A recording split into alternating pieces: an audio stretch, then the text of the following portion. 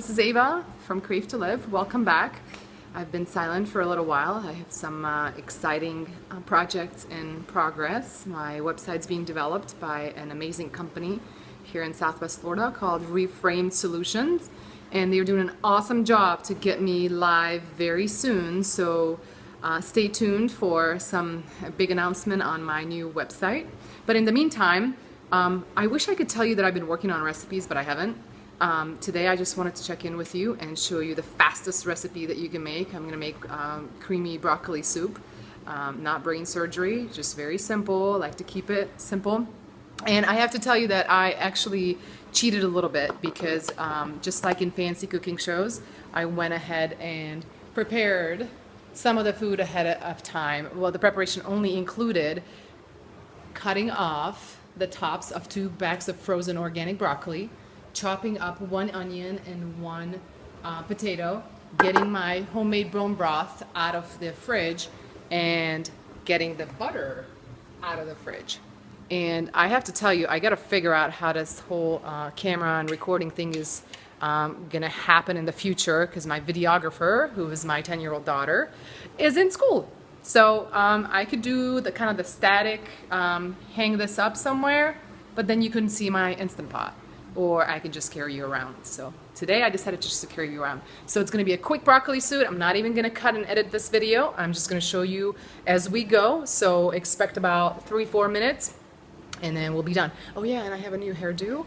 Not sure if I like it yet, but I needed something for change. And this is kind of like my mindfulness practice, where you kind of learn to want what you have instead of wanting something else. So I know it's a little deeper, so it's for another day. So let's turn on the Instant Pot. If you have an Instant Pot, turn it on saute. This is a great tool to have in your kitchen. Just makes things so fast. And then cut about 2 tablespoons of butter and put it in your Instant Pot. And then go ahead and put all the onions that you chopped up ahead of time into the Instant Pot. And I'm actually just going to use my hands right now to do so, since I don't have anyone holding the camera for me and there's nowhere for me to put it. So it's going to saute for about a minute or 2. And you could actually skip this step. You don't have to saute. I just kind of like to saute because it gives a little bit of a different flavor to the onions than when I put it in raw.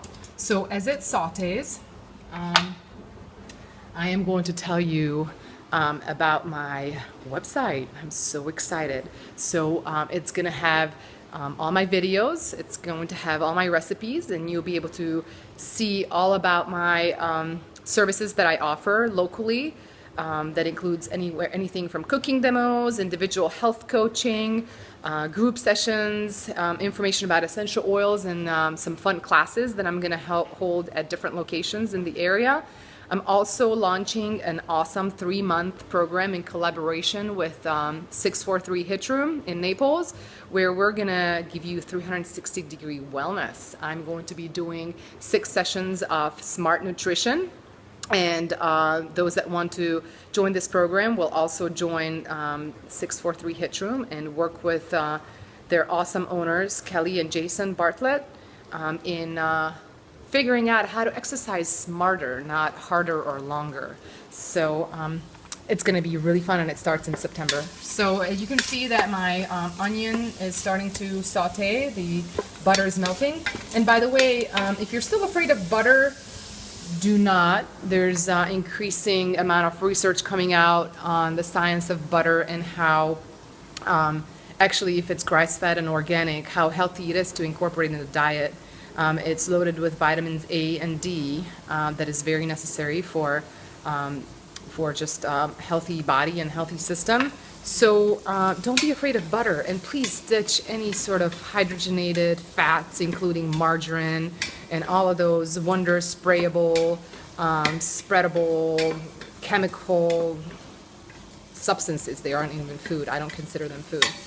So you see that the onions are starting to saute a little bit, and depending on how much time you have, you can saute them until they kind of start turning a little brown, or you can just be impatient like I am and not saute too much. I added the potatoes, and I'm actually gonna go ahead and dump the 2 bags of frozen broccoli. I got these just now from Costco, and it's 1 bag, and getting the other bag. And yes, as I said, I cheated. I cut the tops off because I knew I was gonna be one-handed chef today. And just kind of arrange it in the Instant Pot so that it all fits.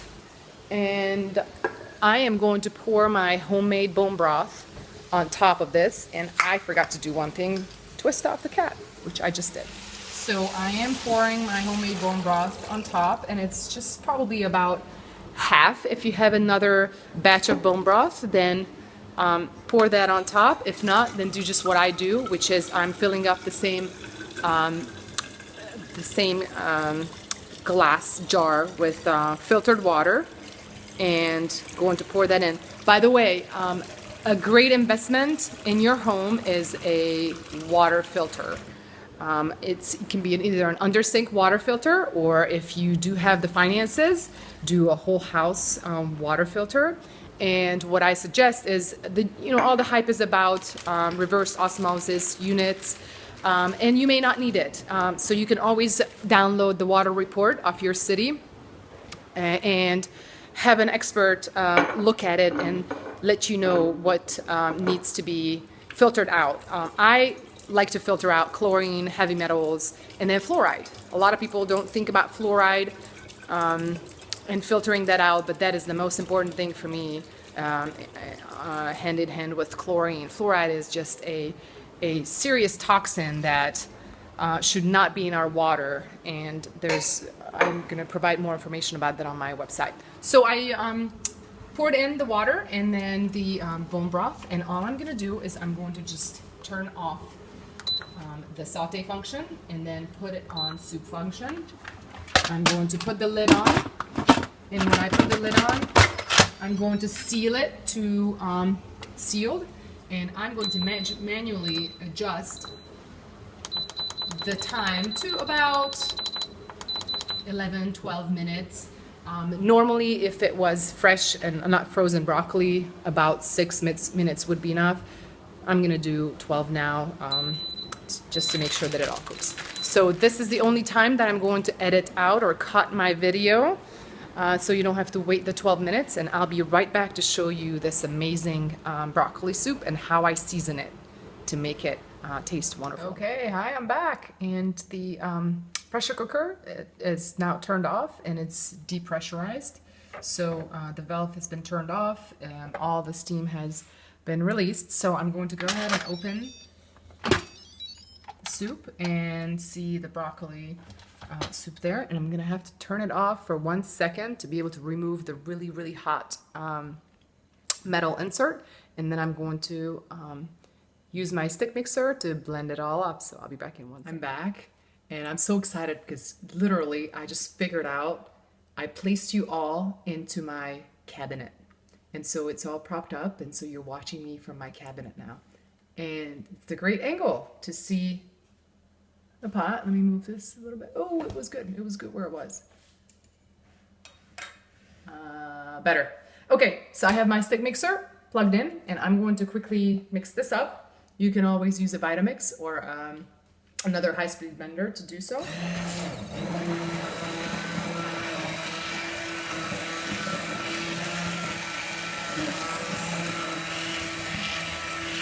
Be careful because it's really hot.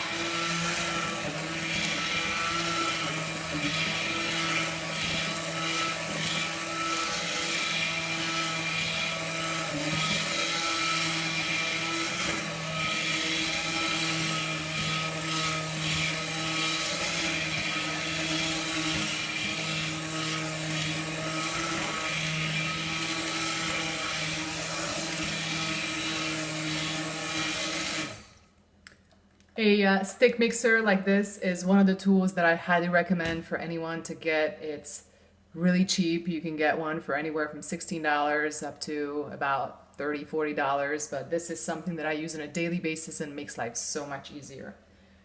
So now about seasoning. I pulled out a couple of things that I would put or recommend putting in here. definitely Himalayan pink salt or sea salt.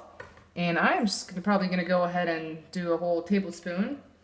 And the important thing about moving from regular table salt to either sea salt or pink salt is that these salts, the sea salt and pink salt, they do not contain added iodine. And we know that most people are low in iodine, and it's very important to have sufficient iodine for proper thyroid function. And again, a lot of people are dealing with thyroid issues. So instead of taking iodine drops, I'm actually supplementing the natural way, and I am using organic kelp granules to add to the soup. And if you look in the back in the nutrition fact information, it actually 1 teaspoon of iodine provides 940% of your daily recommended dosage or amount. So this is something that I sometimes mix into the salt, and I actually can show you that I have a salt shaker into which I added sea salt, and then I mixed in the kelp, so it's already pre-mixed and I can just sprinkle it on top of foods. But right now I'm just going to sprinkle some into the soup and mix it in, and there's no side flavor or anything that you have to worry about. So that's just simple salt, and then I also have black pepper that I'm just going to add. And again, you can add it, you can omit however you like it. Now, if you like broccoli cheddar soup, the cheesy flavor of broccoli soup, then but you don't want the dairy, either you're sensitive or you're just trying to cut it out for one reason or the other, my recommendation is to use some nutritional yeast.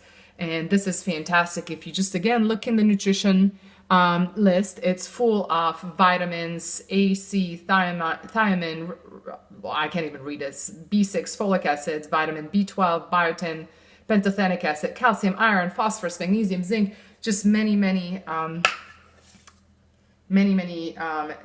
very important nutrients.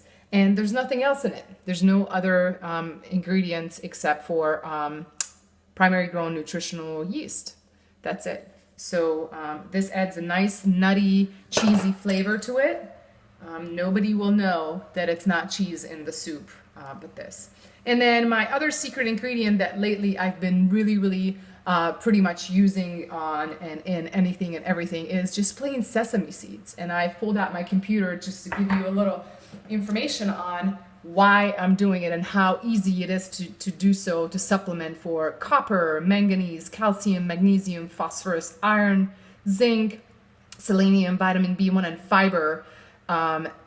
It provides anywhere between 163 to 23% of daily required or recommended amounts. So what I actually do is I sprinkle it on salads, I cook it into stews, I sprinkle it into soups, and anywhere I can. And it just adds, again, some of those micronutrients that normally we do not get enough, even if we're on a whole food diet. So there, we've got it. I'm gonna go ahead and taste it and then just see if I need to adjust. Oh no, I don't need to adjust. This is amazing. So there you have it. You've got a soup that's nutritionally as complete as you'd want it. If you want it as a main meal, I would recommend adding some more fat. So when I heat it up or reheat it for my children, I add a dab of or a tablespoon of butter or coconut oil just to add the fat content. And then you've got several servings of vegetable in it.